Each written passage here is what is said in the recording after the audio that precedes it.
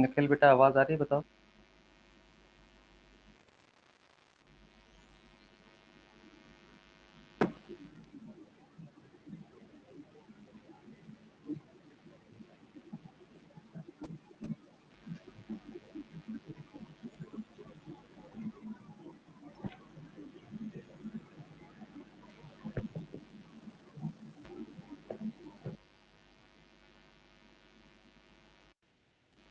ठीक है,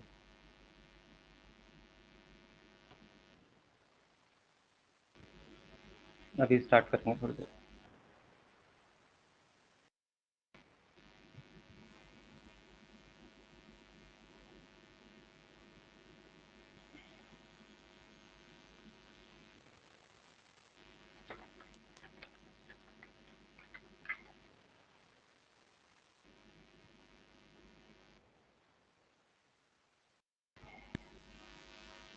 good morning बेटा।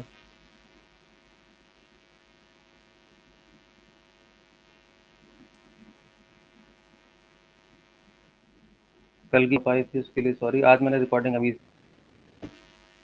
प्रॉब्लम नहीं होगी बात में।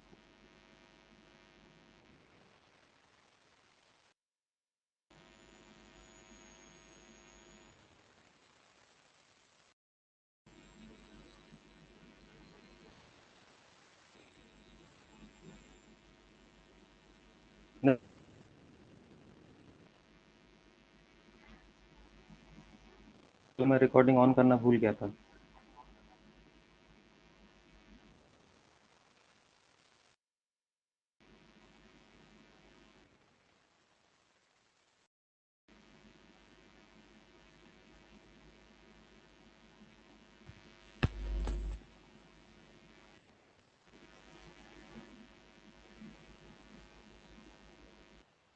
आवाज़ सब लोगों को क्लियर आ रही है ना एकदम? आज बेटा मैंने ऑन कर दिया है अभी से।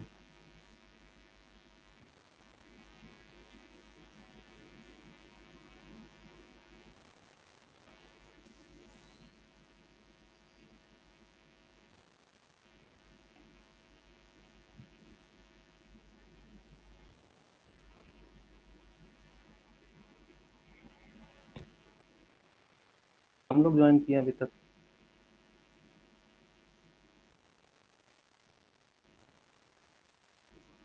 क्या बात हो गई?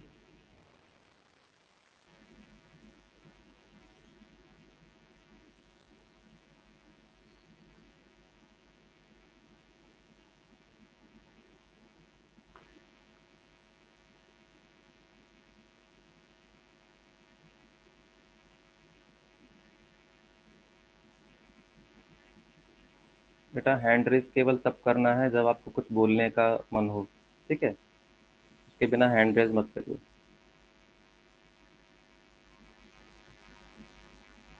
निखिल सर, केमिस्ट्री की क्लास ऑनलाइन नहीं होगी। बेटा केमिस्ट्री का मैं क्या कह सकता हूँ बताओ? मेरे कहने से तो होगी नहीं। आप बात करिए सर से, अगर वो लेना चाहते हैं तो ले लेंगे।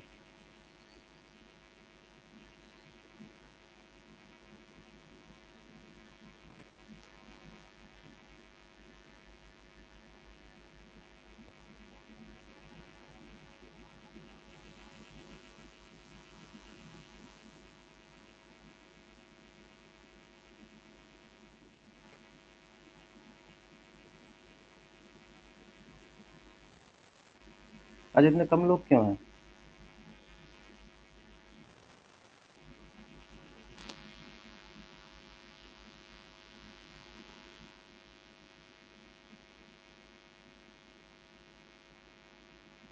मुझे लग रहा है लोग छुट्टी उट्टी मनाने चले गए हैं।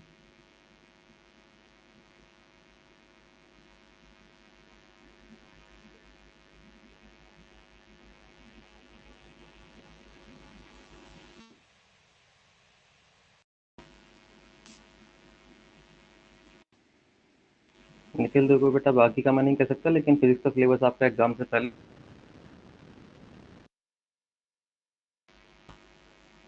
और रिवीजन भी कर लेंगे हम लोग काफी सारा।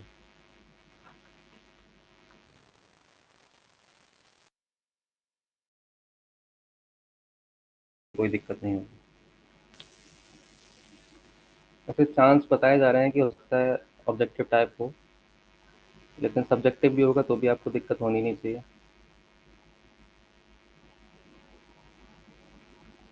इंद्राक्षी बेटा आपको कुछ बोलना है? नहीं बोलना है तो हाथ नीचे कर लीजिए। हैंड रेज हो रखा है।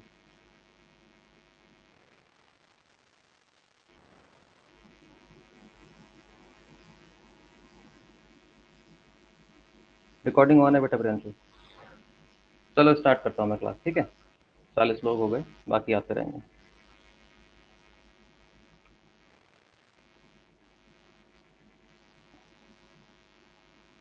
पर बेटा जुलाई में होने के चांस हैं आपके, ठीक। ये आप मान के चलो। आप जुलाई लास्ट मान के चलिए। जुलाई लास्ट या फिर 15 अगस्त से पहले के पेपर हर हालत में हो जाएंगे, ये आप समझ लीजिए। और क्लासेस आपकी ओपन हो रही हैं 10 जुलाई से, ठीक। तो टाइम हम लोगों को बिल्कुल भी नहीं मिलने वाला है क्लास ओपन होने के।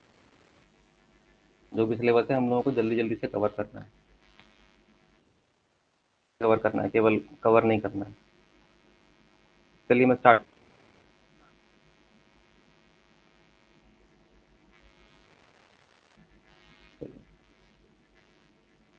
तो आज हम लोग बात करेंगे नेटवर्क।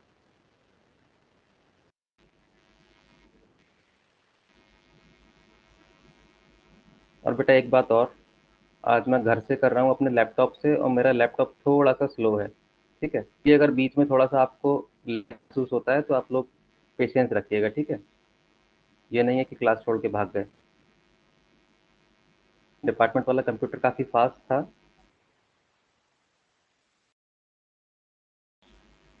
ठीक है, इसलिए थोड़ा सा आप लोग पेशेंस रखना अगर बताती है तो।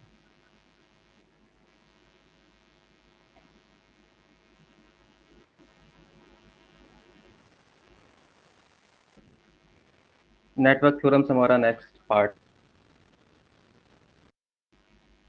तो नेटवर्क थ्योरम्स पे जाने से पहले हम लोग समझ लेते हैं कि नेट्स, ठीक है। Electrical network. इलेक्ट्रिकल नेटवर्क हम लोग देखेंगे क्या होता है। इलेक्ट्रिकल नेटवर्क टॉपिक है हमारा पहला,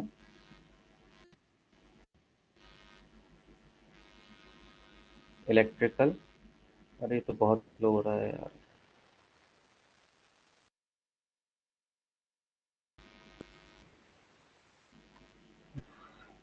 इलेक्ट्रिक नेटवर्क।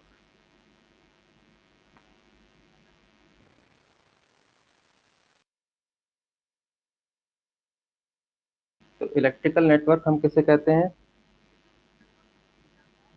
इलेक्ट्रिकली कॉम्बिनेशन है हमारे सर्किट के एलिमेंट्स का।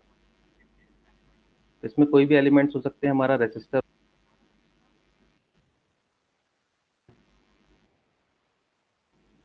कैपेसिटर हो सकता है, या फिर कोई वोल्टेज सोर्स हो सकता है ना। इस तरह के सारे एलिमेंट्स को मिला के हमारा नेटवर्क बन, ठीक है, इलेक्ट्रिकल नेटवर्क। इन सबको आप मिला देंगे तो क्या बनेगा? इलेक्ट्रिक।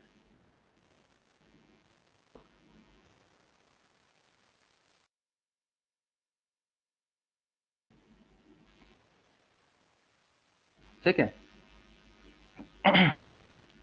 तो अगर हम बात करें इस नेट का, मैंने एक मैं ऐसा सर्किट बना देता हूँ।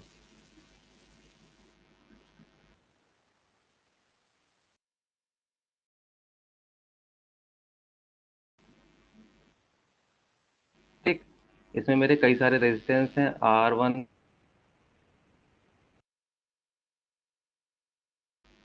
R3, R4।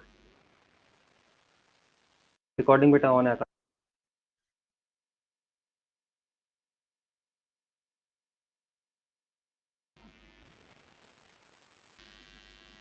चलिए। तो इसमें ये जो पूरा जो है, इस पूरे हैं, पूरे को हम बोलते हैं नेट,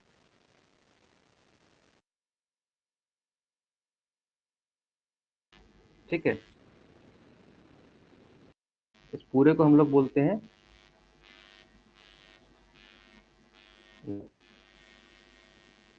ठीक। पूरे सर्किट के अंदर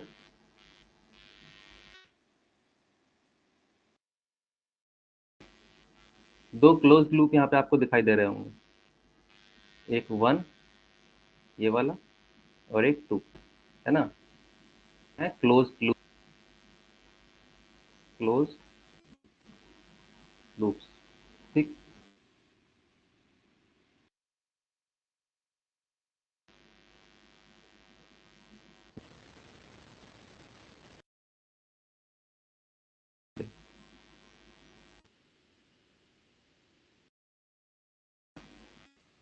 तो मैश कह देंगे या फिर लूप कह देंगे, ठीक है।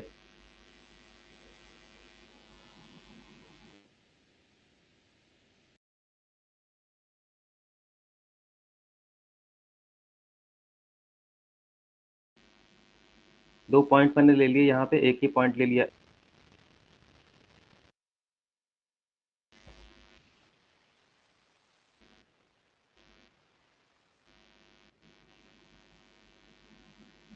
एक दूसरा पॉइंट मैंने ले लिया बी,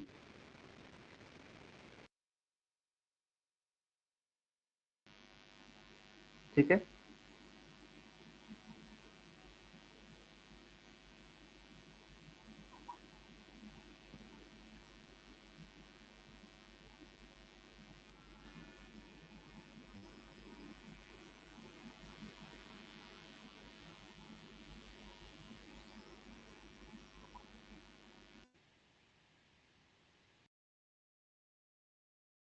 पॉइंट ए और बी है।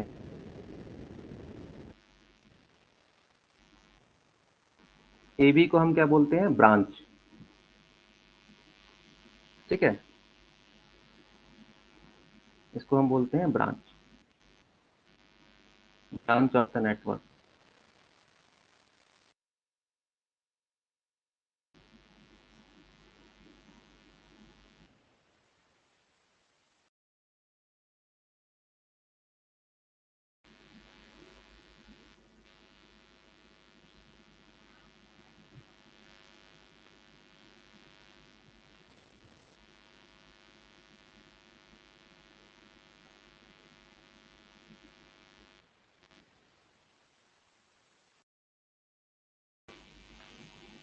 आगे बढ़ते हैं। आगे बढ़े तो बेसिक रहेंगे। दो लॉ हमारे कौन से रहेंगे? किरचॉफ के लॉ।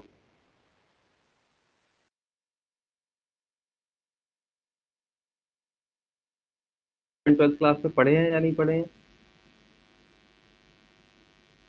तो अपने क्लास में पढ़े हैं।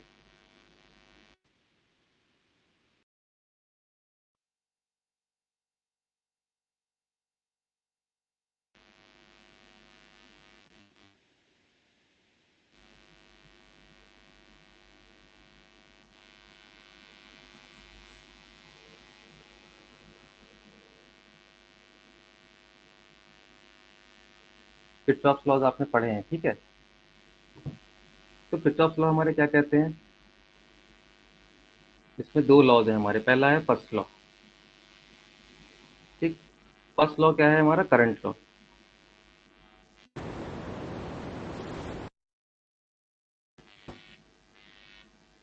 करंट लॉ बेसिकली क्या, करंट लॉ कहता है, ये करंट लॉ क्या कहता है? कोई हमारा एक पॉइंट यहाँ पे बना हुआ है, एक जंक्शन, ठीक। उस पे करंट्स आ रही हैं कई डायरेक्शन से, इस तरह से, ठीक है। ये आ रही है I1, ये करंट आ रही है 2, ठीक। करंट है I3, ठीक, ठीक। ये जो नोड है हमारा, इसको हम बोलते हैं नोड। इसको हम नाम देते हैं नोड। तो इस नोड से हमारी कुछ करंट नोड की तरफ आ रही हैं और कुछ करंट नोड से दूर जा रही हैं। माइक में नॉइस आ रहा है बेटा? मेरे ख्याल से ऐसा तो नहीं होना चाहिए, कमरे में एकदम शांति है।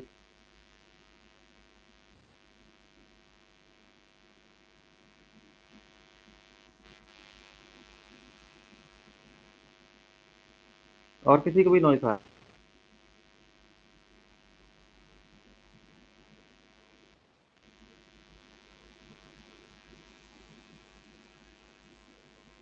बफर तो बेटा होगा क्योंकि थोड़ा स्लो है। ठीक है। अब कॉलेज छोड़ दिया, घर पे आ गए, तो थोड़ा ये दिक्कत तो रहेगी। ठीक है, आप लोगों को थोड़ा आएगा। और इंटरनेट स्लो नहीं है, ये मेरा लैप। ठीक है, या तो लैपटॉप मुझे लेना पड़ेगा नया, या फिर अरे छोड़ा नहीं है कॉलेज बेटा, छुट्टियां चल रही है ना कॉलेज की।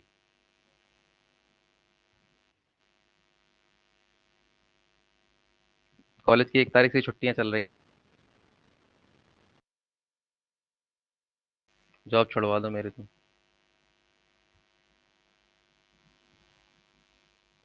तो करंट लॉ हमारा हो गया। इसको अगर हम देखें, ये क्या कहता है? जो एल्जेब्रिक सम है करंट्स का, summation of I, this to zero. ठीक। तो सम का मतलब क्या है? एल्जेब्रिक सम का मतलब सम करते टाइम हम लोग डायरेक्शन, ये मतलब होता है एल्जेब्रिक सम का। ठीक। तो डायरेक्शन के हम लोग क्या एक डायरेक्शन डिफाइन कर लेते हैं, टुवर्ड्स द नोड।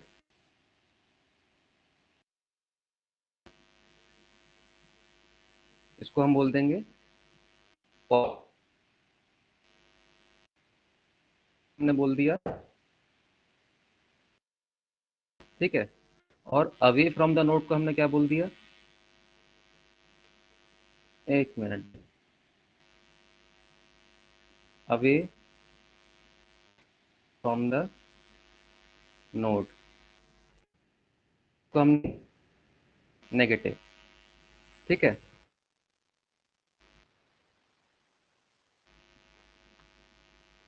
बेटा आप लोग कमेंट करना थोड़ी देर के लिए बंद करो, मैं लैपटॉप से दुखी हूँ। ठीक। कमेंट आप तभी करो जब कोई प्रॉब्लम आती है।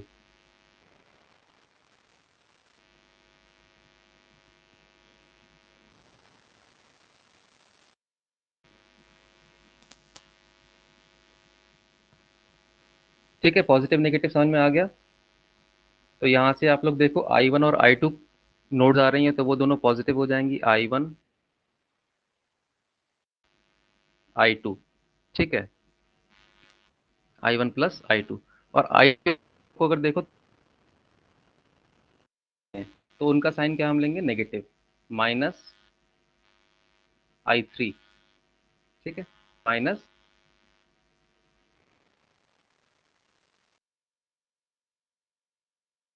जीरो। ठीक है, ये हो गया आपका किरचॉफ्स करंट लॉ। इसको अगर लिखें तो लिखने में मेरा लैपटॉप दुखी कर रहा है, इसलिए मैं लिखना नहीं चाह रहा हूँ लॉ को। ठीक है।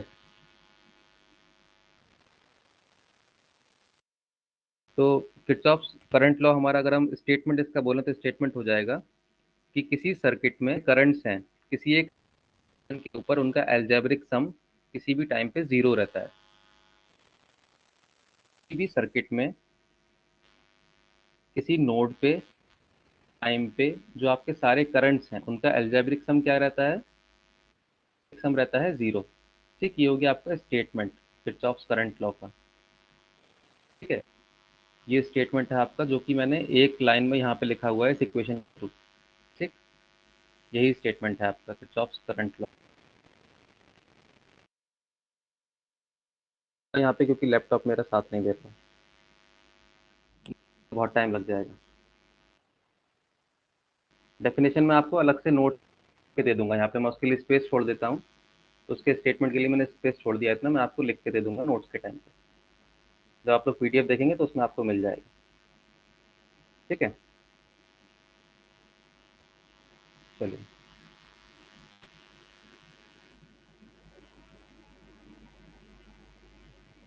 सेकंड हम लोग का क्या है? सेकंड हम लोग का है वोल्टेज लॉ।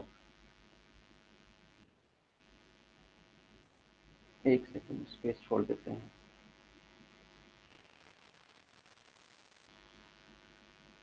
सेकंड लॉ,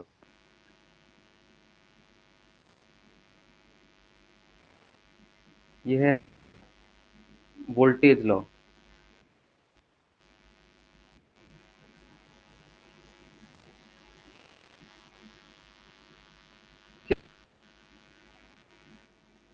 जो फर्स्ट लॉ था हमारा, फर्स्ट लॉ काम करता है किसी एक नोड के लिए, किसी एक जॉइंट के लिए, ठीक। जहाँ पे कोई एक सर्किट में जॉइंट बना हुआ है या कोई पॉइंट बना हुआ है, ठीक।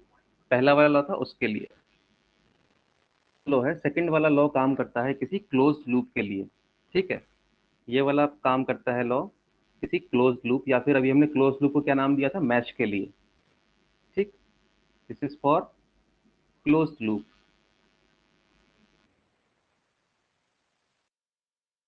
क्लोज लूप या फिर मैश,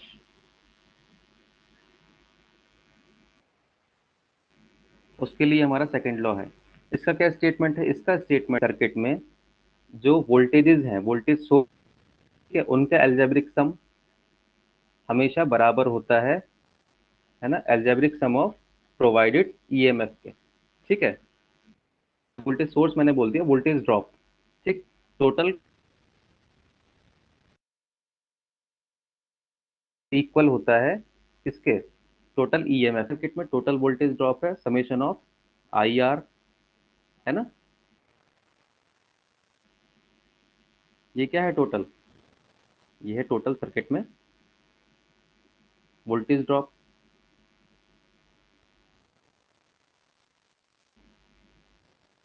ड्रॉप मतलब किसी रेजिस्टेंस आर से जा रहा है तो उसके अक्रॉस वोल्टेज ड्रॉप क्या होता है, V equals to I R, ठीक। तो ये हो गया टोटल वोल्टेज ड्रॉप सारे रेजिस्टेंस का मिला के सर्किट में। ये किसके बराबर होगा, ये बराबर होगा सर्किट में टोटल लगे समेशन ऑफ ई, ठीक। समेशन ऑफ ई के बराबर होगा ये, ठीक है। करते हैं थोड़ा सा डेमोन्स्ट्रेशन देख लेते हैं। अगर मेरे पास, ठीक, एग्जाम्पल देख लेते हैं इसका। इसका एग्जाम्पल देख के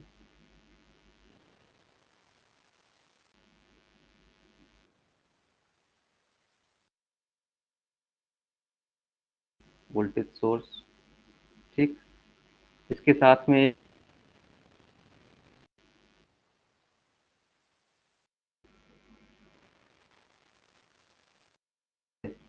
एक ये दूसरा रेजिस्टेंस लगा हुआ है।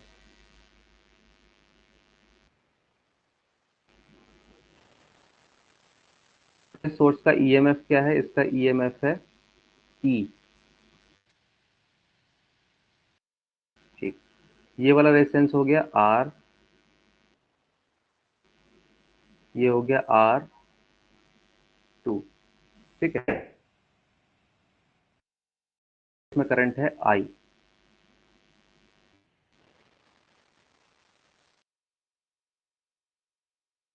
लूप की बात करूं, क्लोज लूप या फिर मैश की बात करूं, इसमें अगर मैं KVL, Kirchhoff voltage, Kirchhoff voltage law कहते हैं केवीएल,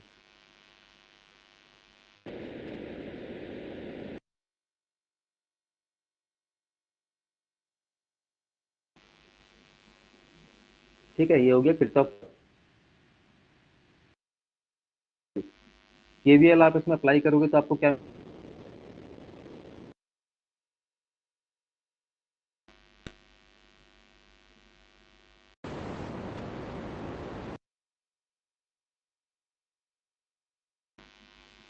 आवाज आ रही है बेटा, आवाज आ रही है आप लोगों को।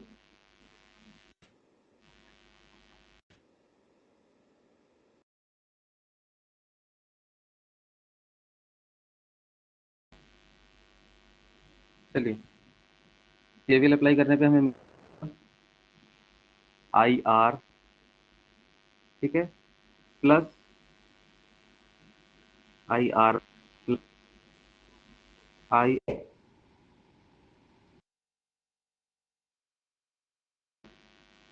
ईएमएफ कितना लगा हुआ,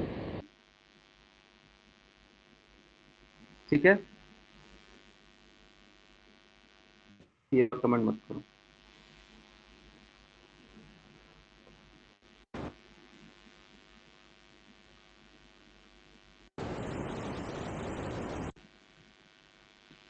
ठीक है बेटा,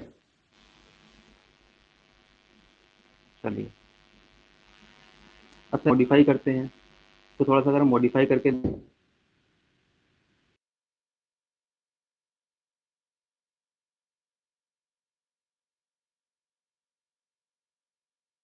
है ना, उसे समझने के लिए हम लोग एक दूसरा एग्जांपल लेते हैं। एग्जाम्पल, अब मैं लेता हूँ एग्जांपल एग्जांपल 2 करें। इसमें हम लोग 2 वोल्टेज सोर्स किस तरह से लेंगे ये आप लोग फिगर में देखिए। पास रहा ये वोल्टेज सोर्स, एक मैंने ले लिया, ठीक, ये आ गया, ठीक, सेंस ये दूसरा मैंने इसको कनेक्ट कर दिया, ये हो गया R1, ये और ये हो गया R2, ठीक। अब आप लोग ध्यान दीजिए, सर्किट में हमको ये क्या है पूरे में,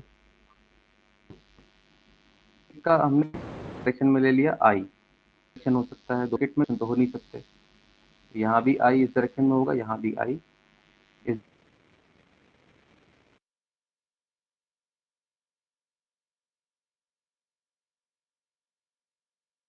सर्किट में। इस तरह से अगर हम केवीएल अप्लाई करेंगे तो करंट की डायरेक्शन में जा रहे हैं, तो आई आर पॉजिटिव रहेगा क्योंकि हम करंट,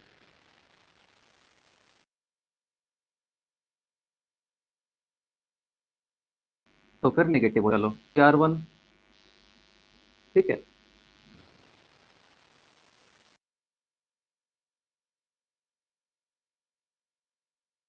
ये जो हमारा करंट का है कोई दूसरा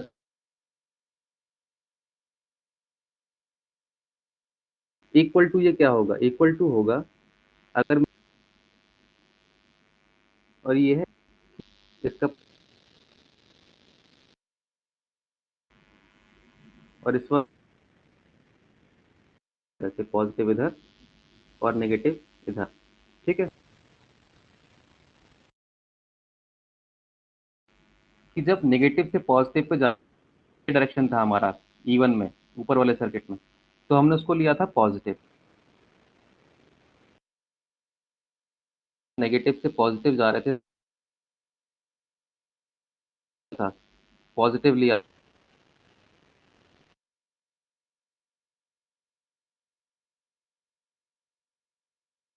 एग्जाम्पल 1 में कब लिया है, जब मेरा डायरेक्शन क्या है, नेगेटिव से पॉजिटिव, सेल के अंदर डायरेक्शन क्या जा रहा है यहाँ पे, उस टाइम पे मैंने लिया,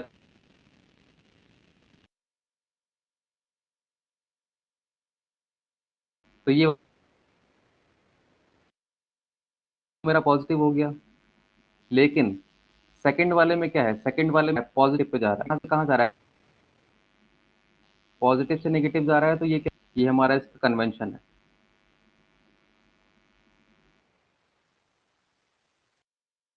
कि नेगेटिव से पॉजिटिव जाते पे क्या हो,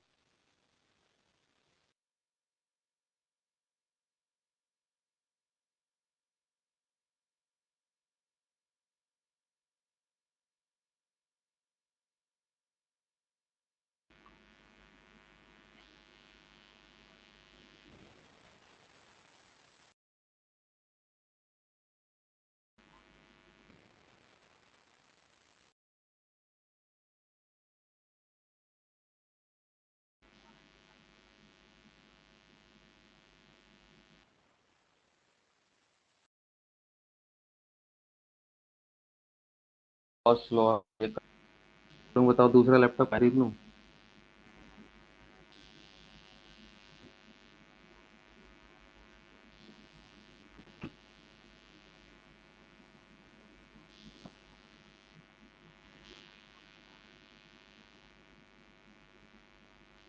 आप लोग कमेंट करते जा रहे हो,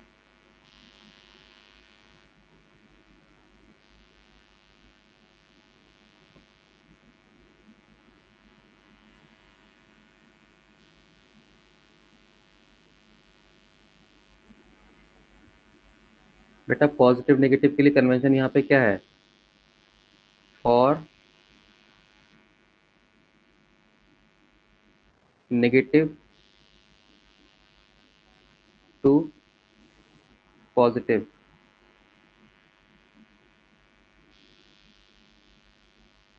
negative to positive inside cell और negative to positive inside cell. ये हम क्या लेते हैं, ये हम लेते हैं पॉजिटिव, पॉजिटिव ई। ठीक, जैसे हमने ऊपर वाले एग्जाम्पल में लिया था। अब आवाज आ रही है आपको? आवाज की कंप्लेंट ही करते रहोगे।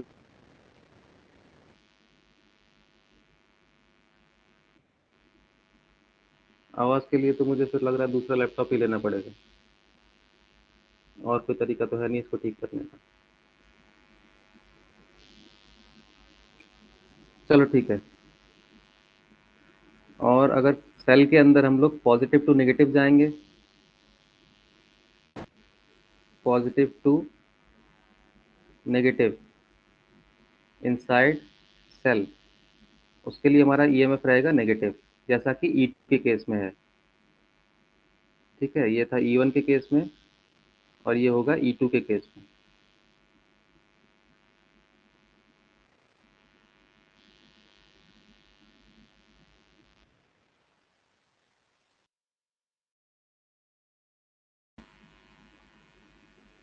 ठीक है, ये हो जाएगा हमारा नेगेटिव। क्लियर है? चलो, तो यहाँ से हमारा केवीएल क्लियर हो गया। थोड़ा सा आप एग्जाम, ये तो केवीएल का एग्जांपल हो गया। अब हम लोग एक नेट,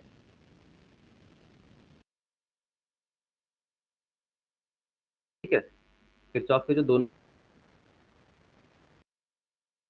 वोल्टेज लॉ, एक एग्जाम,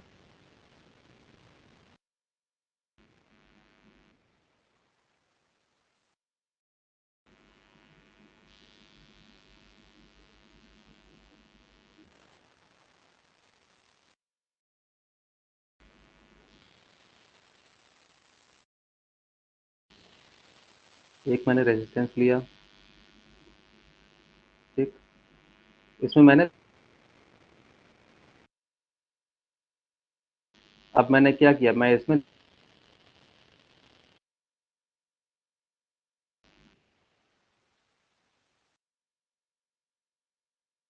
दो मैश बनाते ही आप देखिए डिफिकल्टी नेटवर्क का बढ़ जाता है।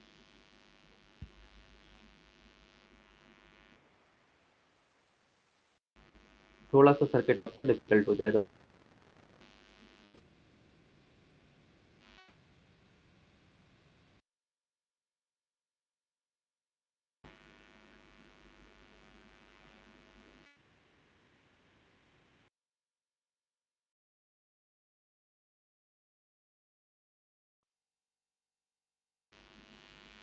ये हो गया।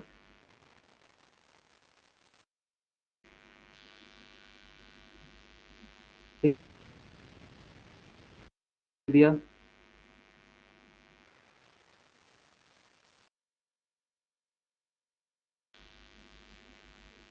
R2,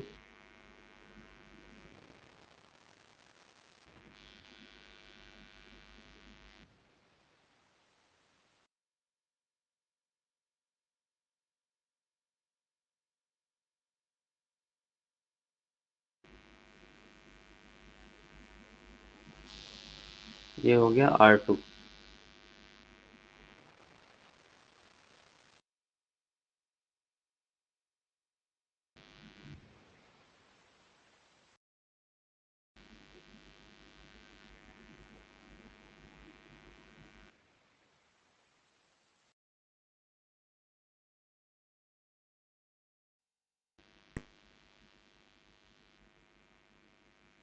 अब आवाज कैसी आ रही, थोड़ा साफ हुई?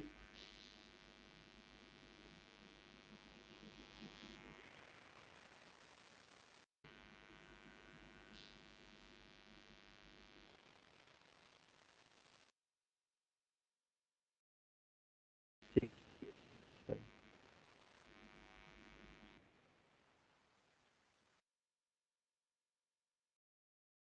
तो अब हम बात करते हैं।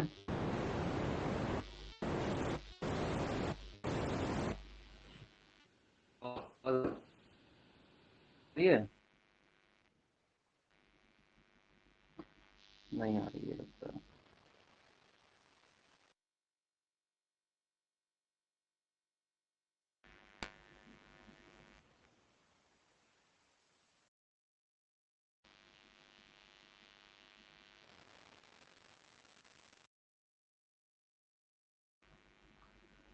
तो हम ये हो गया हमारा R3।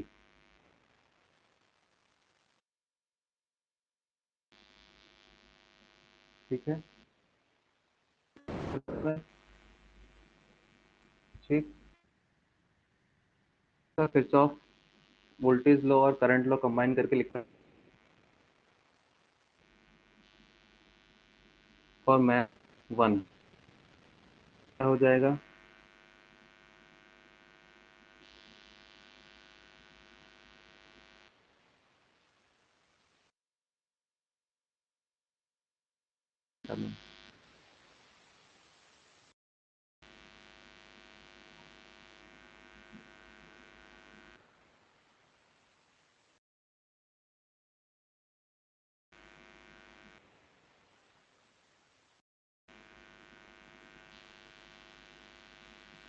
कर लो थोड़ा, पढ़ाई पे ध्यान दो। चलो।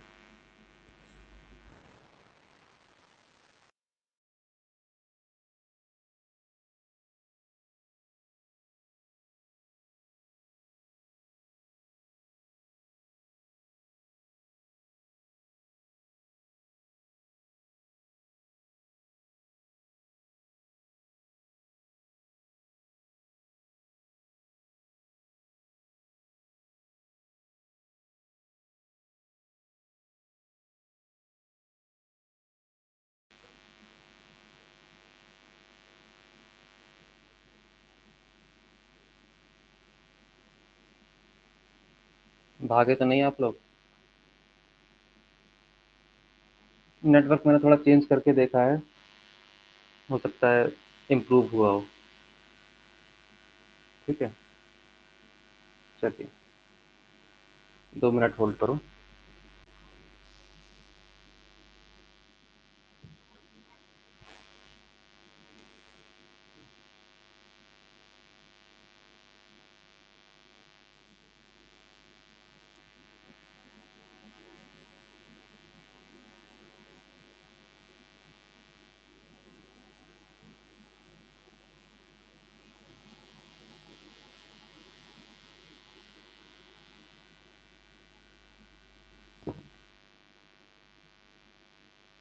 बना लो बेटा, मजाक बना लो। क्या करें बताओ।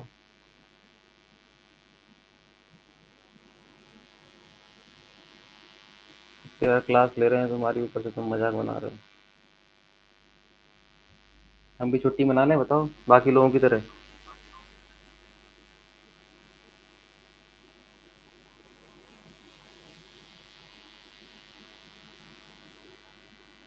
फिर कहते रहना सिलेबस नहीं हुआ, सिलेबस नहीं हुआ, एग्जाम आ गए।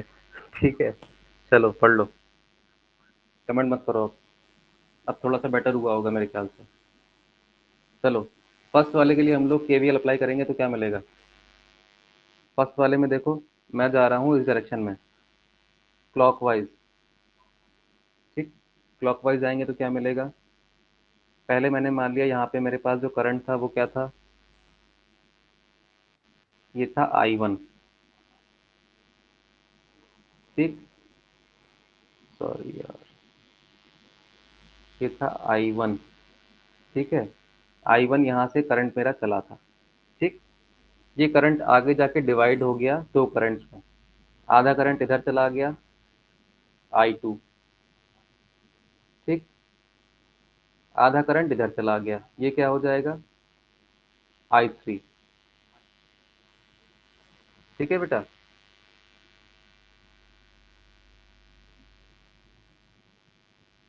ये हमारा वोल्टेज था V। ठीक, इधर पॉजिटिव, इधर नेगेटिव। ठीक है।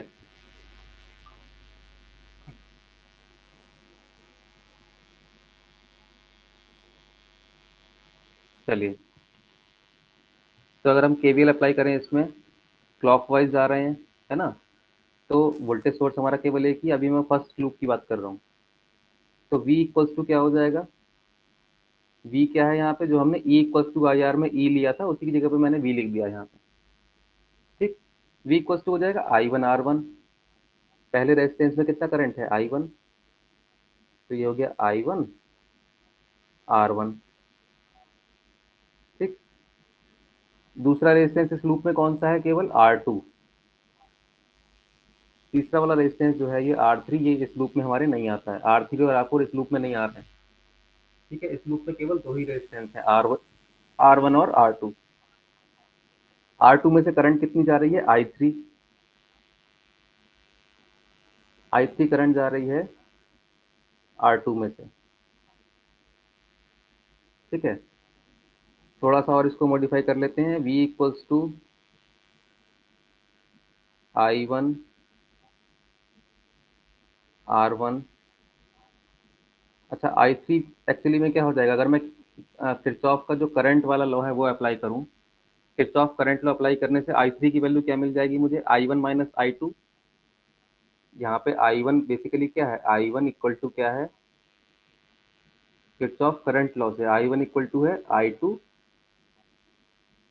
प्लस I3, है ना। I1 ही तो जाके I2 और I3 में डिवाइड हुआ है।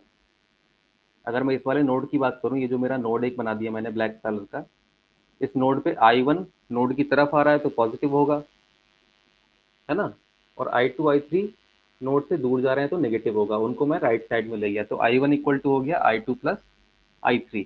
ठीक, तो यहाँ से I3 मुझे क्या मिल जाएगा, I3 equal to I1 minus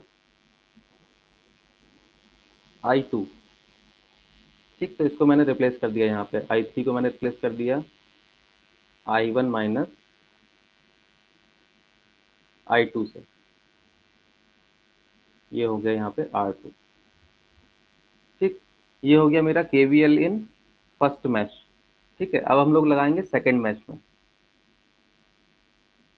KVL in second mash. ये हो गया हमारा मैश 2। इसमें जब हम KVL लगाएंगे तो हमें मिल जाएगा, इसमें भी हम लोग क्लॉकवाइज जाएंगे, देखो। ठीक है, अब क्लॉकवाइज हम जाएंगे इसमें, तो आप लोग ध्यान दो, इसमें हमारे पास कोई भी वोल्टेज सोर्स नहीं है। मैश 2 में आपको कोई भी वोल्टेज सोर्स नहीं दिख रहा होगा।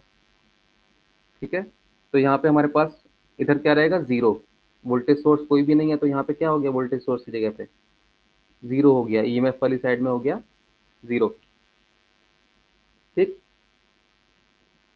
और करंट की जगह पे क्या आ जाएगा, एक तो R3 में करंट है, R4 में करंट है, और R2 भी इस लूप में आ रहा है, R2 दोनों लूप में आ रहा है, फर्स्ट में भी और सेकंड में भी। ठीक, तो रेजिस्टेंस के साथ करंट हमको लिखने हैं, तो R3 और R4 में तो क्या है, R3 और R4 में करंट है I2। यहाँ से हो जाएगा हमारे पास I2 R3 plus R4 I2, है ना। ये हो गया हमारा ये वाला एंड ये वाला, R3 एंड R4। ठीक है, लास्ट में बचता है R2। अब आप R2 पे ध्यान दो, ये बात थोड़ी देखने वाली, जब हम R2 पे आएंगे इस डायरेक्शन में, क्लॉकवाइज जा रहे हैं तो हम लोग R2 में नीचे से ऊपर की तरफ जा रहे हैं, लेकिन करंट इसमें किधर से किधर आ रहा है, करंट आ रहा है सामने से नीचे की तरफ, है ना। करंट आ रहा है ऊपर से नीचे की तरफ, और हम लोग डायरेक्शन क्या है, हम लोगों का डायरेक्शन है नीचे से ऊपर की तरफ। ठीक, तो अलजेब्रिक सम की अगर बात करें तो अलजेब्रिक सम में ये क्या आ जाएगा, ये आ जाएगा नेगेटिव। जो करंट का डायरेक्शन हमने डिसाइड किया है जाने के लिए, वो है हमारा I2 का डायरेक्शन क्लॉकवाइज, लेकिन I3 कैसे आ रहा है, I3 आ रहा है एंटी क्लॉकवाइज, है ना, तो उसको हम क्या ले लेंगे, नेगेटिव ले लेंगे, यहाँ से हो जाएगा I3 R2 माइनस का। समझ आई ये बात आपको कि माइनस क्यों लिया है। कमेंट करके बताइए माइनस क्यों लिया है। समझ आ गया? केवल और केवल डायरेक्शन की बात है। जो डायरेक्शन हम अज्यूम करेंगे, अज्यूम हमने कौन सी डायरेक्शन की है? क्लॉकवाइज। तो जो भी करंट हमको क्लॉकवाइज के अपोजिट मिलेगा वो हम नेगेटिव में ले लेंगे। ठीक है, चलिए, ये हमारी दो इक्वेशन बन गई। इन दो इक्वेशन को सॉल्व करके हम लोग I1, I2, I3 इनकी वैल्यू आराम से निकाल सकते हैं। ठीक है, तो ये दो एग्जांपल से आपको क्लियर हो गए होंगे आपके किरचॉफ करंट लॉ और वोल्टेज लॉ। ठीक है बेटा, करंट लॉ और वोल्टेज लॉ में आपको कोई अब डाउट नहीं होना चाहिए। ठीक, इसके बाद आपका मेन पार्ट आता है नेटवर्क थ्योरम्स का। ये तो आपका बेसिक हो गया। ये बेसिकली हमें कवर करना था इसको, जो हमने बेसिक कॉन्सेप्ट वाली क्लास ली थी वहां पे कवर करना था। ठीक है, लेकिन उस दिन क्लास थोड़ी लंबी हो रही थी तो मैंने इसको स्किप कर दिया था इस पार्ट को। तो ये वाला आपका इंट्रोडक्शन टाइप का ही था, ये आपने पढ़ा भी है 11th-12th क्लास में। ये हमें यूज कहाँ पे होगा? ये यूज हमारा होगा नेटवर्क थ्योरम्स में अब जाके अच्छे से। ठीक, तो थ्योरम्स में हमको तीन थ्योरम्स, चार थ्योरम्स पढ़नी है बेसिकली। चार थ्योरम है हमारी, कौन कौन सी? नाम देख लेते हैं उनका।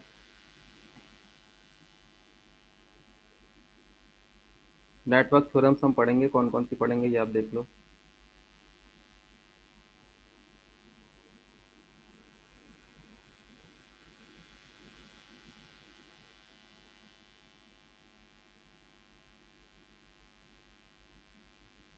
चार थ्योरम्स हमको पढ़नी है। पहली रहेगी जो मैं आपको पहले पढ़ाऊंगा सबसे, वो रहेगी थेवेनिन थ्योरम। ठीक है, थेवेनिन। उसके बाद सेकंड रहेगी हमारी सुपरपोजिशन।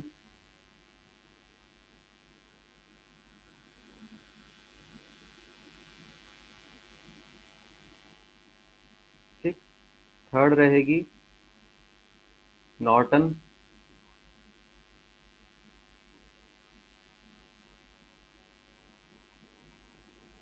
और फोर्थ है रेसिप्रोसिटी।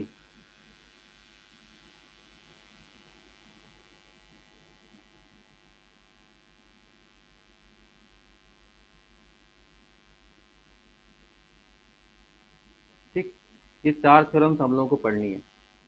ठीक है, आज थोड़ा सा हम लोग थेवेनिन को देख लेते हैं। कल मैं थोड़ा सा ट्राई करूंगा इस प्रॉब्लम को सॉल्व करने का जो आज आ रही है। ठीक है, मैं थोड़ा सा ट्राई करूंगा इसको कैसे भी सॉल्व हो सकता है। तो बाकी उसके बाद हम आगे बढ़ेंगे। कल हम बाकी के थ्योरम्स को कवर करेंगे, आज थोड़ा सा थेवेनिन को देख लेते हैं केवल। ठीक है, थेवेनिन को देख लेंगे और उसके बाद मैं आपको थेवेनिन के कई सारे क्वेश्चंस दूंगा। ठीक, समझ में आ रहा है? उन क्वेश्चंस को आप लोग होमवर्क सेक्शन में मुझे सबमिट करके दोगे। कमेंट करके बताइए। उन क्वेश्चंस को आपको होमवर्क सेक्शन में जाके देखना है, वो जो मैं अटैच करूंगा उनको सॉल्व करके उसका फोटो लेके आप लोग मुझे सबमिट करोगे। ठीक है, उसका कोई पर्पस आपको मार्क्स देना या ऐसा कुछ नहीं है, केवल आप लोग प्रैक्टिस करो, ये उसका पर्पस है। ठीक, गलत सलत जैसा भी जो भी ट्राई करो, सॉल्यूशन आए चाहे ना आए, उसका फोटो आप जरूर डालना। ठीक है, ये नहीं है कि गाना लिख के फोटो डाल दिया। हाँ, डालना अपना जो आपने क्वेश्चन करने का ट्राई किया वही डालना। ठीक है, भले ही वो गलत हो, कोई मतलब नहीं है उस बात का। चलो, ठीक है, तो हम लोग थेवेनिन को देख लेते हैं आज। अच्छा, एक बात बताओ, ये थ्योरम्स आपने कभी पढ़ी हैं 12th क्लास में? ये थ्योरम्स आपने पढ़ी थी क्या? क्योंकि जब मैंने पढ़ा था उस टाइम पे मैंने थोड़ा सा देखा था ये 11th-12th क्लास में। अच्छा, आपने नहीं पढ़ी है, ठीक है, तो मैं अच्छे से बताता हूँ इसको। ठीक ठीक ठीक ठीक, बंद कर दो कमेंट, बंद कर दो और मत करो बहुत आगे कमेंट। ठीक है, नहीं पढ़ी है, ठीक है, उसी हिसाब से पढ़ाएंगे, नहीं पढ़ी है तो पहला हम लोग लेंगे Thevenin.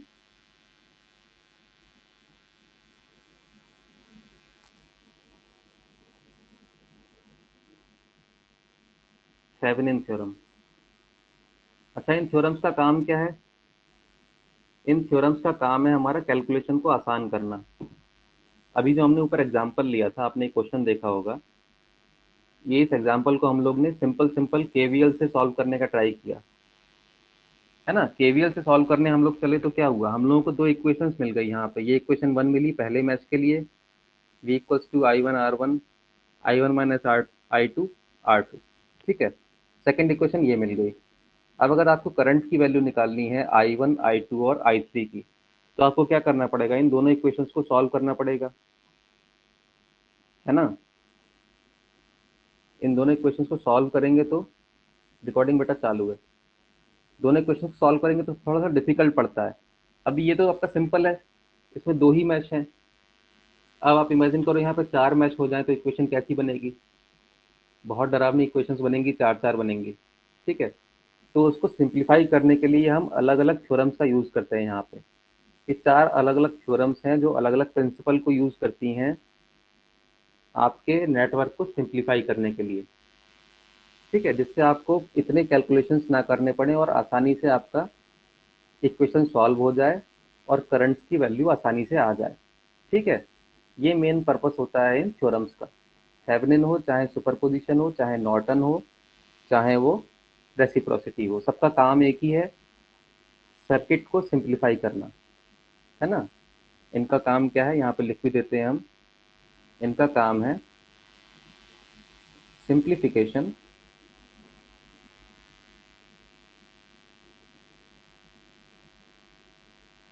Simplification of the network, ठीक है। राइटिंग बेटा इसलिए खराब हो रहा है मेरा क्योंकि जब मैं राइट कर रहा हूँ तो लैपटॉप बहुत पीछे चल रहा है, तो मैं समझ लो कि अंधे में राइट कर रहा हूँ, ठीक है, इसलिए राइटिंग मेरी थोड़ी सी बेकार आ रही है।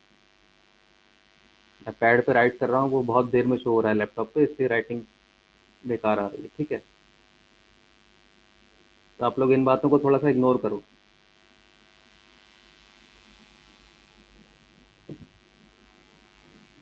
अच्छा एक बात आप जो इसके, मैं आपको नोट्स अगर कॉपी पे बने हुए दूँ तो कैसा रहेगा, ठीक रहेगा ना, वो ज़्यादा साफ अच्छे से दिखाई देंगे आपको। मैं आपको इसके नोट्स कॉपी पे भी भेज दिया करूँगा, ठीक है।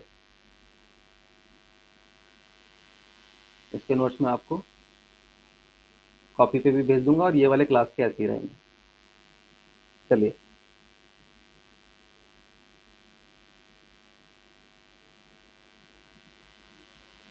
और ये समझ लो मैं इतनी मेहनत कर रहा हूँ तो मेहनत आपको भी करनी है, रिजल्ट अच्छा आना चाहिए एग्जाम में, ठीक है। ऐसा नहीं कि हमने सारी मेहनत करी और उधर कुछ नहीं मिला।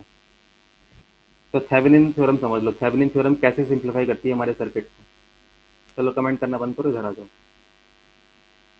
थेवेनिन थ्योरम में क्या करते हैं हम, सबसे पहले ये देखो।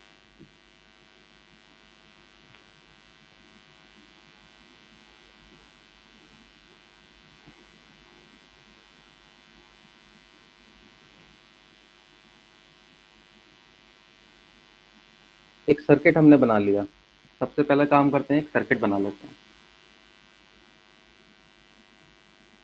सर्किट में हमारे पास क्या है, एक वोल्टेज सोर्स है, क्लियर, एक रेसिस्टेंस है यहाँ पे, एक रेजिस्टेंस है यहाँ पे, ठीक, एक यहाँ पे और एक और रेजिस्टेंस है यहाँ पे। ये बेसिकली वही सर्किट है जो हमने अपने में लिया था, है ना, वही सर्किट है ये, आप देख पा रहे होगे आराम से। R1 ये था, ये था R2, ये था R3 और ये था R4। इसको मैंने फिलहाल नाम दे दिया, R4 की जगह पे RL नाम दे दिया इसमें। RL का मतलब क्या होता है, लोड रेजिस्टेंस।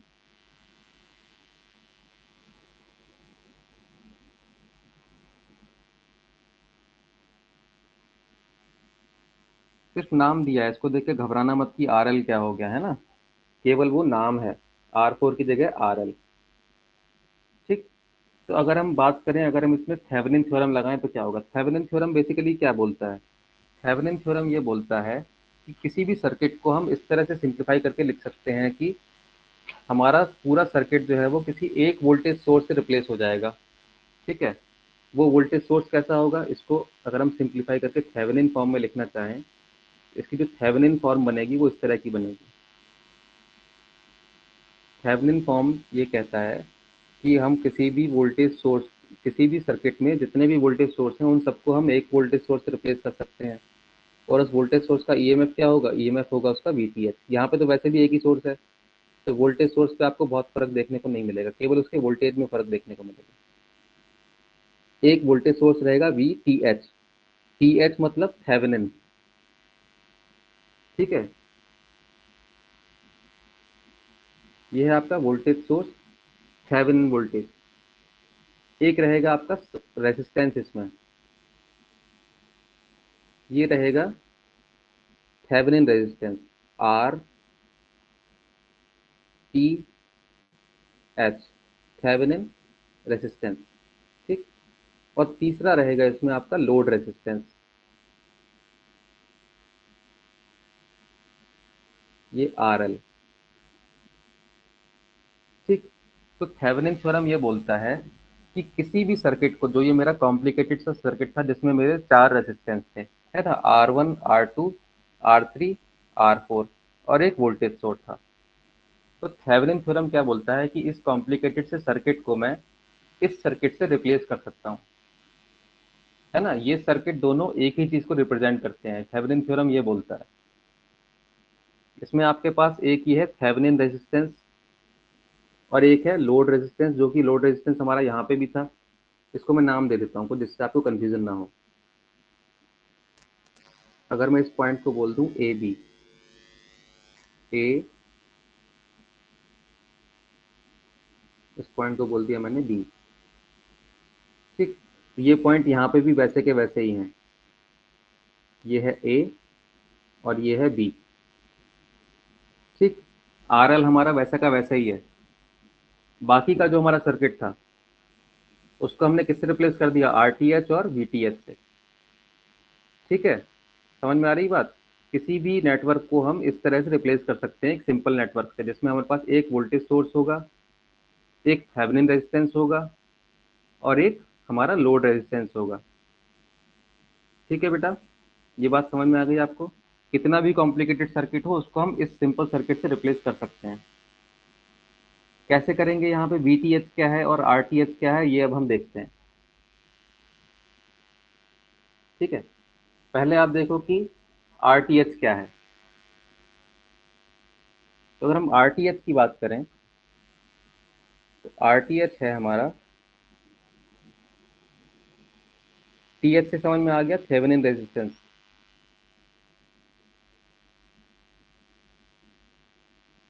थेवेनिन रेजिस्टेंस, ठीक है। ये कैसे निकालते हैं? ये हम लोग निकालेंगे, आप लोग इस मेन सर्किट को ध्यान दीजिए। ये था हमारा मेन सर्किट। मेन सर्किट में हमारा ये वोल्टेज था, ये एक रेजिस्टेंस था, ये एक रेजिस्टेंस था, ठीक है। और एक ये रेजिस्टेंस था। थेवेनिन रेजिस्टेंस हमको निकालना है पॉइंट ए और पॉइंट बी के बीच में, है ना। जो भी कुछ हम निकालेंगे, चाहे वो थेवेनिन रेजिस्टेंस निकालें, चाहे थेवेनिन वोल्टेज निकालें, वो हमें पॉइंट ए और पॉइंट बी के बीच में निकालना है, ठीक। तो फिलहाल के लिए हम आर एल को अपने बीच में से यहाँ से गायब कर देंगे, ठीक है। आर एल के अक्रॉस हम निकाल रहे हैं, पॉइंट ए और बी हमारे आर एल के अक्रॉस हैं। तो फिलहाल के लिए हम आर एल को भूल जाएंगे, ठीक। आर एल को मैंने यहाँ से गायब कर दिया है, ठीक है बेटा।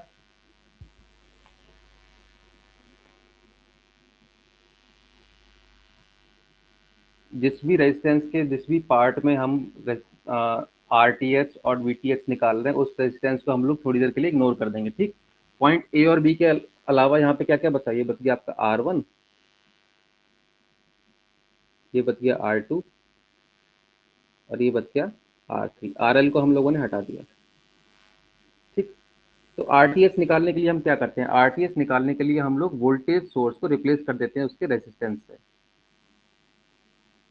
ठीक है। रिप्लेस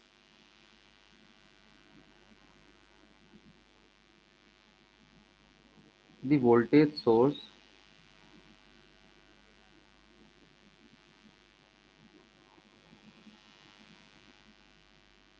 with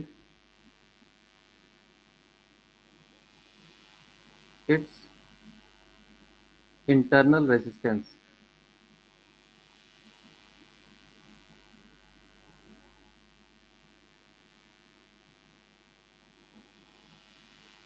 ठीक है बेटा, जो हमारा वोल्टेज सोर्स है उसको हम उसके इंटरनल रेजिस्टेंस से रिप्लेस कर देंगे। तो अगर आप एक आइडियल वोल्टेज सोर्स की बात करो, आइडियल वोल्टेज सोर्स का रेजिस्टेंस होता है 0, है ना। आइडियल वोल्टेज सोर्स का रेजिस्टेंस आपका 0 होता है। तो ये जो मेरा वोल्टेज सोर्स है इसको मैं रिप्लेस करूंगा किससे? 0 रेजिस्टेंस है। 0 रेजिस्टेंस का मतलब तार को हम सीधे सीधे कनेक्ट कर देंगे। ठीक, सीधे कनेक्ट करने का मतलब शॉर्ट सर्किट। ठीक है, वोल्टेज सोर्स को हटा के हमने तार को सीधे सीधे यहाँ पे कनेक्ट कर दिया। समझ आई बात? इसीलिए हम इसको ये भी बोलते हैं short circuit resistance. Short circuit resistance. ठीक है ना। हमने क्या किया है, वोल्टेज सोर्स को हमने यहाँ से हटा दिया। वोल्टेज सोर्स को हटा के हमने उसको उसके इंटरनल रेजिस्टेंस से रिप्लेस कर दिया। इस वाले का इंटरनल रेजिस्टेंस कितना था? आर आई इक्वल टू इसके लिए था 0। 0 इंटरनल रेजिस्टेंस। इसलिए हमने इसको सीधे सीधे एक वायर से ज्वाइन कर दिया। 0 रेजिस्टेंस का मतलब तार में सीधे सीधे करंट फ्लो हो जाएगा, उसे कोई भी रेजिस्टेंस नहीं झेलना पड़ेगा। इसीलिए हम इसको बोलते हैं शॉर्ट सर्किट रेजिस्टेंस। अब हमें केवल क्या करना है, आरटीएस निकालने के लिए? आरटीएस निकालने के लिए हमें केवल ए और बी के बीच में टोटल रेजिस्टेंस निकालना है। यहाँ से निकालिए, कितना होगा? कॉपी पेन चलाओ चलो। ए और बी के बीच में रेजिस्टेंस कितना है? गायब हो गए क्या सब लोग? कोई कमेंट नहीं आ रहा, कुछ नहीं आ रहा। पेन चलाइए थोड़ा सा। आरटीएस का वैल्यू मुझे निकाल के दिखाओ। यहाँ पे जो ए और बी के बीच में वोल्टेज है वही है RTH, resistance across point A and B. यही हमारा क्या है यहाँ पे? यही है आरटीएच, थेवेनिन रेजिस्टेंस। इसका वैल्यू कितना आएगा? क्लास से सब लोग गायब हो गए क्या? कोई कमेंट कमेंट नहीं कर रहा?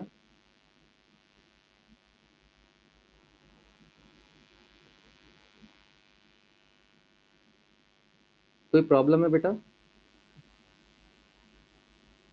निखिल, R1 + R2 + R3, बेटा ऐसे नहीं होता है। चलो थोड़ा ट्राई करो। 11th 12th क्लास हमें लग रहा है आप लोग जंप करके आए हो। यहाँ पे आपका R1 और R2 आपका पैरेलल में है। ठीक है, अगर मैं इस तरह से बनाऊं तब आपको समझ में आएगा। ये है आपका R1, ये है R1। ठीक, आप लोगों को इस तरह का बना हुआ देखने की आदत है, बात ये है। 11th 12th में आपकी बुक्स में इस तरह से बना के दिया जाता है, टेढ़ा मेढ़ा, है ना। R1 और R2 पैरेलल में है, और ये है आपका R3। उसके बाद समझ में आ गया? ऐसा ही सर्किट है ना ये। अब मुझे बताओ कितना होगा ए और बी के बीच में रेजिस्टेंस?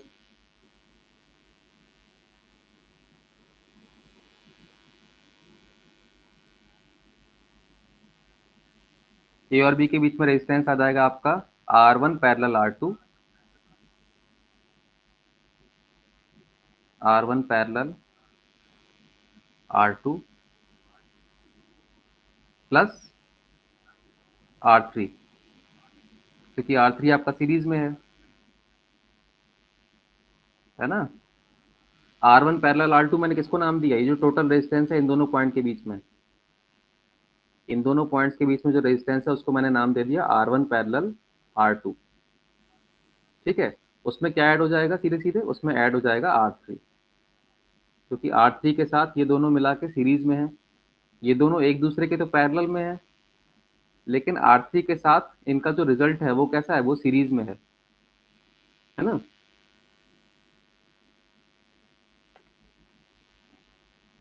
अभी भी कंफ्यूजन है तो ये देख लो।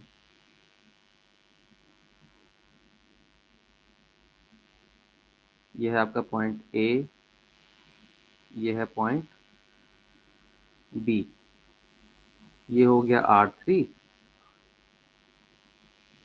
और ये हो गया R1 parallel R2।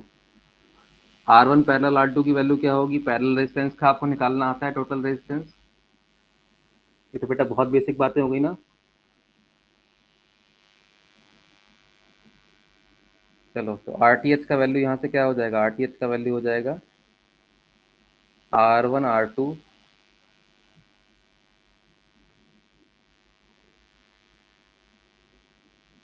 Over R1 plus R2, plus में यहाँ पे क्या आ जाएगा, प्लस में आ जाएगा R3। सही लिखा है मैंने, कोई गलती तो नहीं है।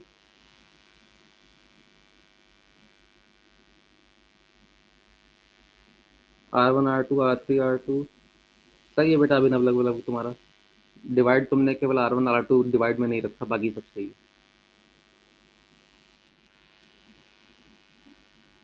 अपूर्व R1 R2 by R1 plus R2 plus R3, ठीक है बेटा अपूर्व आपका। अपूर्व वाला देखिए आप लोग, अपूर्वा ने सही किया। ठीक है, R1 R2 over R1 plus R2 plus R3, ये हो गया आपका RTH। ठीक है, शॉर्ट सर्किट रेजिस्टेंस। शॉर्ट में अगर हम बात करें तो बात यही है कि आप वोल्टेज सोर्स को हटा दोगे उसके इंटरनल रेजिस्टेंस से। ठीक, यहाँ पे हम लोगों ने इंटरनल रेजिस्टेंस क्या माना है, जीरो माना है। हो सकता है आपको क्वेश्चन आए तो उसमें बोले कि आपके वोल्टेज सोर्स का कुछ रेजिस्टेंस है ना, मान लिया R है, तो यहाँ पे हम उसकी जगह पे क्या लगा देंगे, उसकी जगह पे यहाँ पे एक रेजिस्टेंस लगा देंगे, वो इसके साथ में सीरीज में आ जाएगा इस वाले के, R1 प्लस R हो जाएगा। अगर बोला गया आपसे कि इंटरनल रेजिस्टेंस आपका R है, ठीक है, तो जीरो की जगह पे क्या हो जाता है, R1 प्लस R हो जाता है यहाँ पे। ठीक है बेटा, चलिए अब हम लोगों ने RTH निकाल लिया। अब निकालना क्या बाकी है, निकालना बाकी है VTH। VTH निकालना आप लोग ध्यान से देखिए थोड़ा सा, है ना। VTH निकालने के लिए थोड़ा ध्यान दीजिए।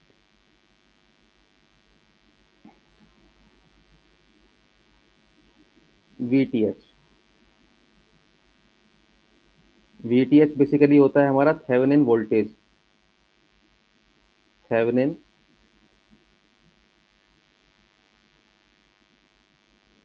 वोल्टेज। ठीक है, थेवेनिन वोल्टेज किस तरह से निकालेंगे, इसके लिए सबसे पहले आपको क्या देखना है, सबसे पहले हमें देखना है अपने सर्किट को ओपन रखना है ना। ए और बी को हमें ओपन रखना है इस तरह से जैसे हमने अभी किया था। ये हमारा ए है और ये है बी। ठीक, यहाँ पे था हमारा वोल्टेज सोर्स, एक ये रेजिस्टेंस था, एक यहाँ पे रेजिस्टेंस था। RL को हमने ओपन किया हुआ है। ठीक है,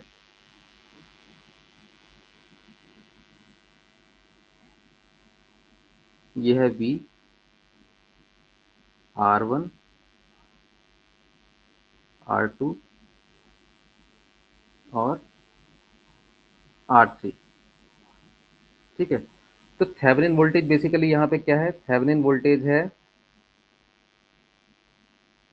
voltage across A B, voltage across A B, point A और बी के बीच में जो वोल्टेज है उसी को हम लोग क्या बोलते हैं, थेवेनिन वोल्टेज। ठीक है बेटा, जिन दो पॉइंट्स के बीच में हमको अल्टीमेटली अपना करंट निकालना है। हमारा क्वेश्चन क्या है, क्वेश्चन है हमारा, क्वेश्चन ये पूछ रहा है कि क्वेश्चन हमारा पूछ रहा है ए और बी के बीच में जो रेजिस्टेंस लगा है आर एल, आर एल से होकर जाने वाले करंट की वैल्यू क्या है, ये हमें निकालना है क्वेश्चन में। ठीक, क्वेश्चन में हमें निकालना है कि आई एल की वैल्यू क्या है। ठीक है, अगर यहाँ पे आ जाए तो यहाँ पे आप देखो, ये अगर मैंने नाम दे दिया करंट को आई एल। ठीक, आई एल की वैल्यू क्या है, ये मेरा क्वेश्चन मुझसे पूछ रहा है। ठीक, तो जिस भी रेजिस्टेंस के अक्रॉस आपको करंट निकालने के लिए बोला गया है, उस रेजिस्टेंस के अक्रॉस जो भी पोटेंशियल ड्रॉप है वही आपका क्या है, थेवेनिन वोल्टेज है। ठीक, ए बी के अक्रॉस जो भी वोल्टेज ड्रॉप है वही क्या है, थेवेनिन वोल्टेज। इसको हम बोलते हैं ओपन सर्किट वोल्टेज, क्योंकि जिस रेजिस्टेंस के अक्रॉस हम लोग वोल्टेज ड्रॉप निकाल रहे हैं उसको हम ओपन कर देते हैं। ए और बी के बीच में क्या था, आर एल, आर एल को हमने ओपन कर दिया है ना, आर एल को हमने सर्किट में लिया ही नहीं है, इसलिए इसको हम बोलते हैं ओपन सर्किट वोल्टेज। ओपन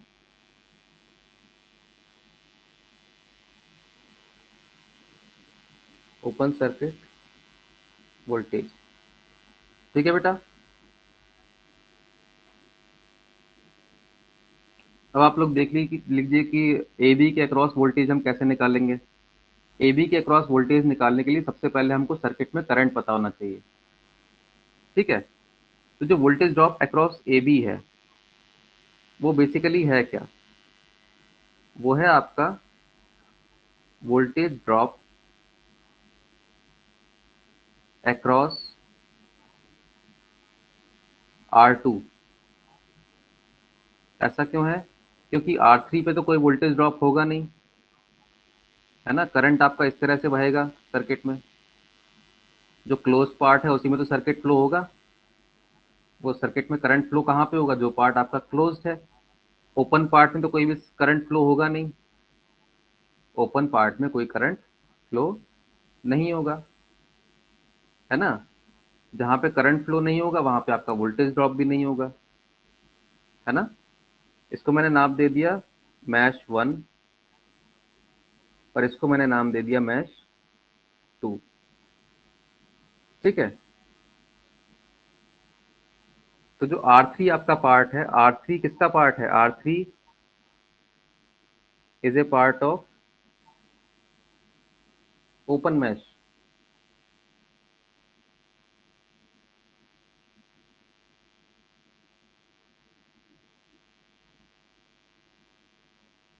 है ना, तो उसमें करंट क्या है, कोई करंट नहीं है उसमें।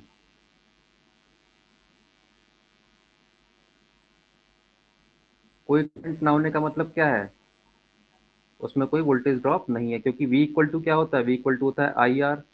जब करंट ही जीरो है तो उसका मतलब उसमें वोल्टेज ड्रॉप भी नहीं है।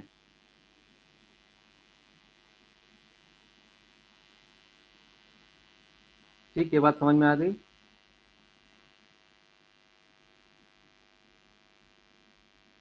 ठीक, इसीलिए जो हमारा ए और बी के अक्रॉस वोल्टेज ड्रॉप है वो केवल और केवल कौन सा है, जो कि वोल्टेज ड्रॉप आर टू पे हो रहा है।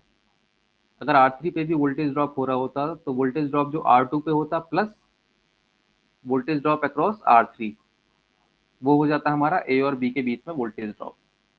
लेकिन क्योंकि आर थ्री में कोई करंट ही नहीं है, इसलिए सारा का सारा वोल्टेज ड्रॉप हमें केवल किसका देखना है, आर टू का देखना है ना। तो आर टू पे वोल्टेज ड्रॉप देखने के लिए सबसे पहले हमें करंट निकालना होगा कि आर टू में से करंट कितना जा रहा है।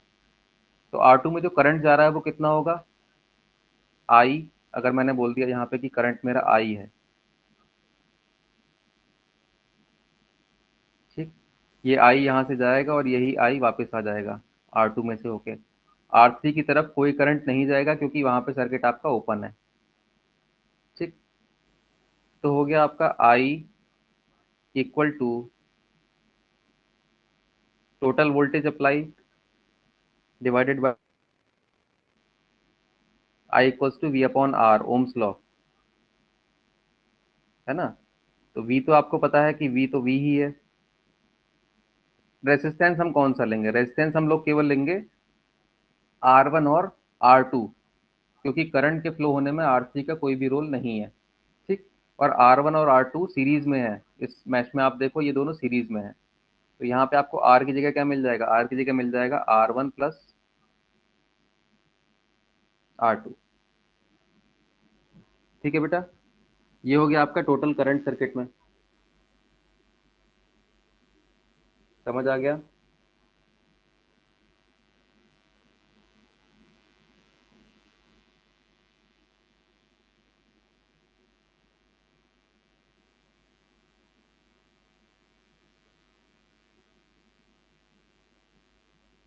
अब आपको निकालना है वोल्टेज ड्रॉप अक्रॉस R2, है ना।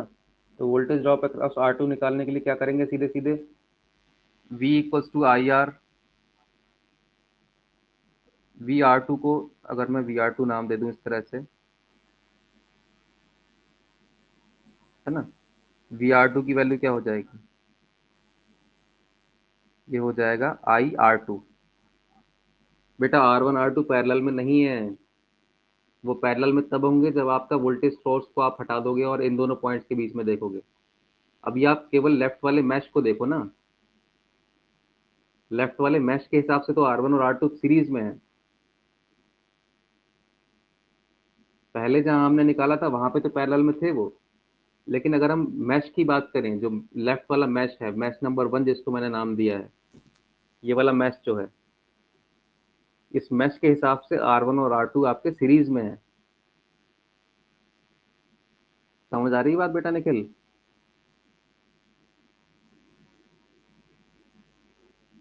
अगर मैं बोलूं कि ये वाला पॉइंट और ये वाला पॉइंट, इन दोनों पॉइंट्स के हिसाब से R1 और R2 पैरेलल में है। ठीक। लेकिन इस मैश के हिसाब से R1 और R2 सीरीज में है। पैरेलल होना या सीरीज में होना डिपेंड करता है कि आप किन पॉइंट्स के बीच में देख रहे हो। ठीक है, रेफरेंस फ्रेम जैसे आपने देखा होगा मैकेनिक्स में, तो यहाँ पे आपके रेफरेंस पॉइंट पे डिपेंड करता है कि आपके रेजिस्टेंस दोनों सीरीज में काउंट होंगे या फिर पैरेलल में काउंट होंगे। ठीक है बेटा। तो यहाँ पे आपको निकालना क्या था? अल्टीमेटली VR2 निकालना था, वही आपका VAB है ना। VR2 क्या हो जाएगा यहाँ से? वी IR टू,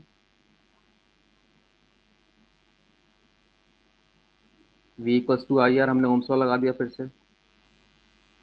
IR2 की जगह पे क्या आ जाएगा? हमको I की वैल्यू पुट कर दो यहाँ पे। I V upon R1 plus R2। ठीक है, यहाँ आ गया R2। क्लियर? यही हो गया हमारा VTH, V Thevenin। ठीक है ना? कोई डाउट है इस बात में? VTH और RTH दोनों को समझ में आ गए सबको?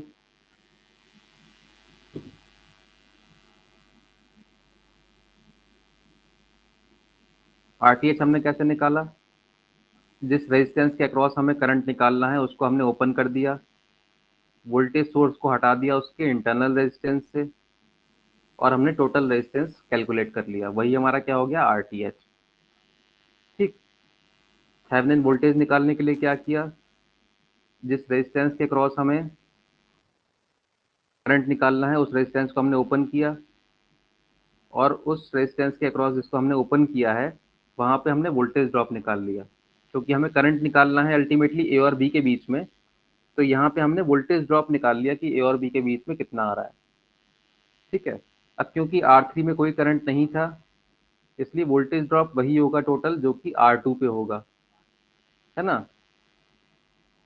R2 पे वोल्टेज ड्रॉप निकालने के लिए हमने क्या किया? यहाँ पे R2 पे वोल्टेज ड्रॉप निकालने के लिए हमने सबसे पहले सर्किट के अंदर टोटल करंट निकाला, है ना। टोटल करंट कैसे आएगा? टोटल करंट आएगा total voltage divided by total resistance. Total resistance जिसमें से आपका करंट फ्लो होगा, इसीलिए टोटल टोटल वोल्टेज V, उसको हमने डिवाइड किया किससे, R1 प्लस R2 से। यहाँ पे हमने R3 नहीं लिया, R3 नहीं लिया क्योंकि उसमें से करंट नहीं जाने वाला है। ठीक, यही करंट I हमारा R2 में से जा रहा है, इसलिए R2 पे वोल्टेज क्या ड्रॉप हो गया, वोल्टेज ड्रॉप हो गया I R2, V equals to I R से। तो I की वैल्यू हमने वापस से यहाँ पुट कर दी और उसको मल्टीप्लाई कर दिया R2 से। तो यही हमारा हो गया थेवेनिन वोल्टेज। सर R1 पर क्यों नहीं निकाला? R1 बेटा है ही नहीं ना, हमें इन दो पॉइंट के बीच में निकालना है, ए और बी पे निकालना है हमको वोल्टेज ड्रॉप। ए और बी का वोल्टेज ड्रॉप क्या होगा, V A B equals to क्या होगा, इस मैश में जो जो वोल्टेज है वही तो होगा। V A B equals to अगर मैं बात करूं,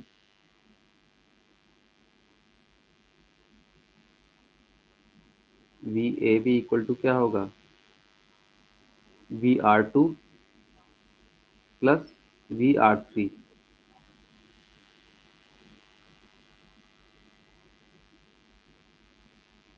समझ आई बात?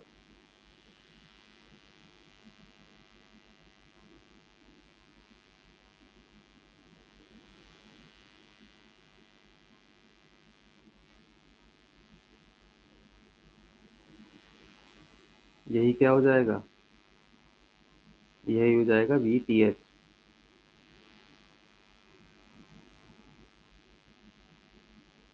और यहाँ पे वी आर थ्री क्या था हमारा, वी आर थ्री था जीरो, क्योंकि उसमें कोई करंट नहीं है। अब समझ में आ गया?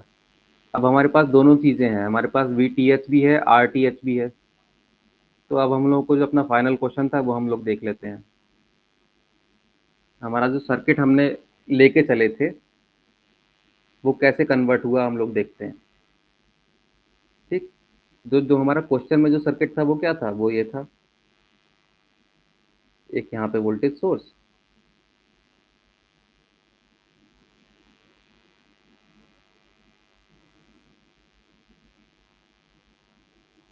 R1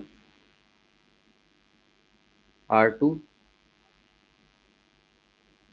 R3, और इसको हमने नाम दिया था RL, है ना, R1 R2 R3,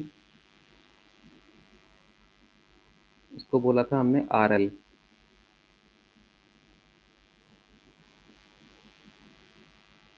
क्वेश्चन में हमसे पूछा क्या जा रहा था, क्वेश्चन में हमसे पूछा जा रहा है फाइंड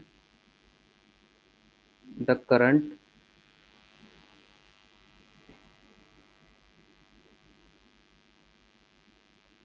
थ्रू RL।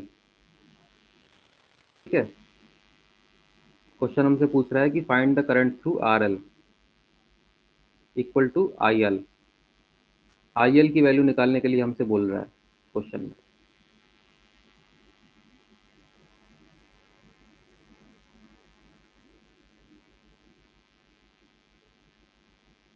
ठीक, अब हमने इस सर्किट को कैसे कन्वर्ट कर लिया है, इसके थेवेनिन इक्विवेलेंट से। जो हमने नया सर्किट बना लिया इसके लिए वो क्या है,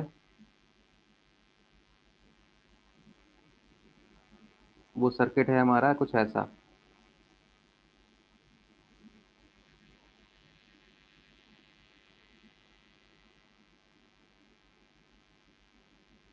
ये है आर टी एच, ये है वी टी एच, और ये है आर एल। देखो कितना सिंप्लीफाई हो गया सर्किट ये, है ना। अब आई एल निकालना बहुत मुश्किल तो बचा नहीं।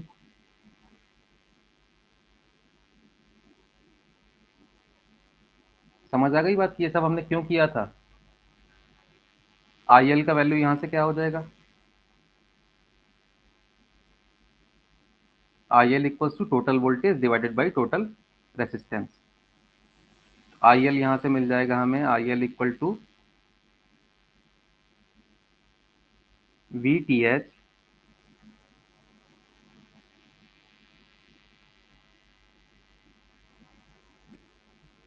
Divided by R T H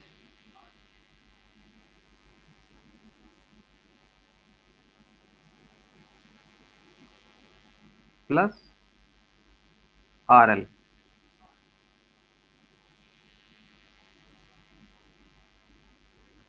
समझ आ गया? कितना सिंपल तरीके से आपका करंट निकल आएगा।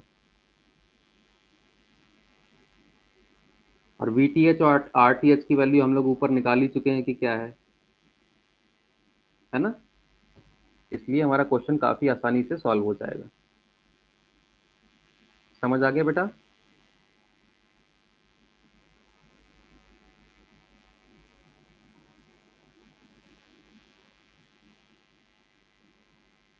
आप लोगों को देख के ये लग रहा होगा कि इसको अगर हमने सीधे सीधे सॉल्व किया होता तो ज़्यादा आसानी से सॉल्व हो जाता है ना।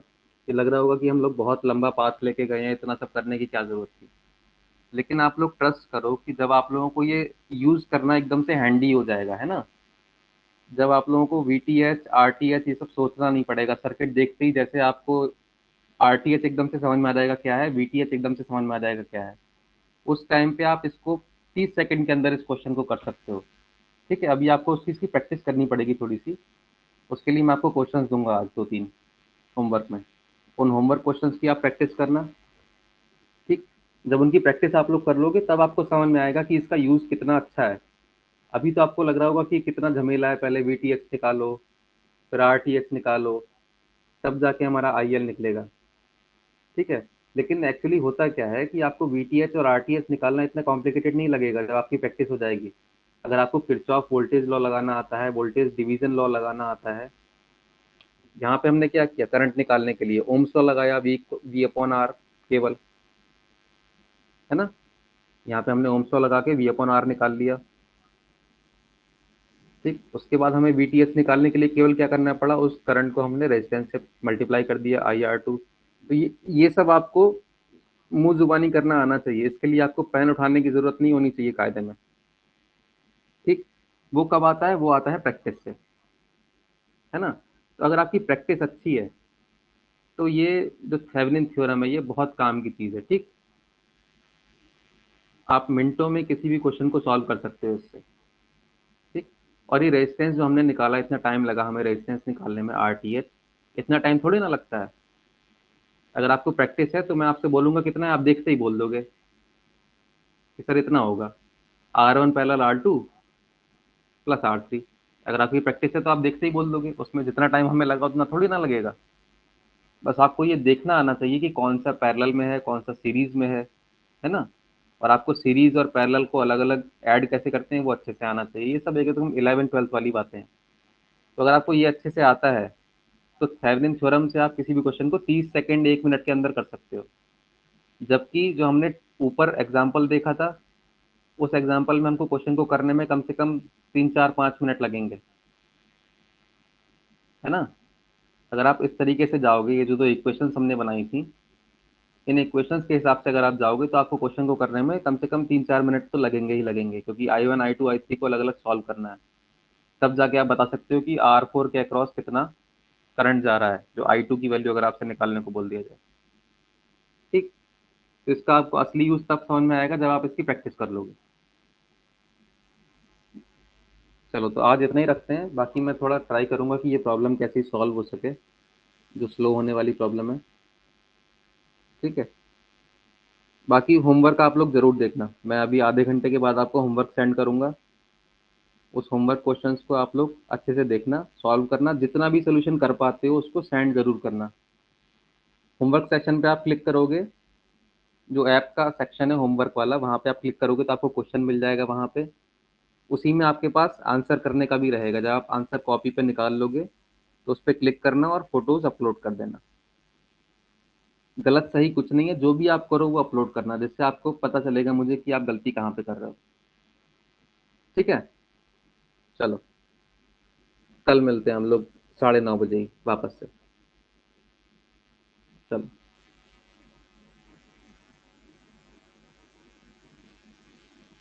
अरे वंशिका बेटा, जियो फाइबर वाइबर की दिक्कत नहीं है, मेरे लैपटॉप की दिक्कत है, नेटवर्क सही है। लैपटॉप की दिक्कत है, लैपटॉप दिलवा दो मुझे तुम लोग चंदा करके। ठीक है।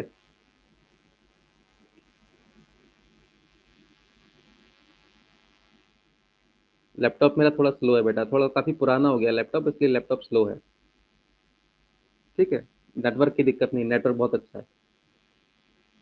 चलो, कल मिलते हैं। Bye bye.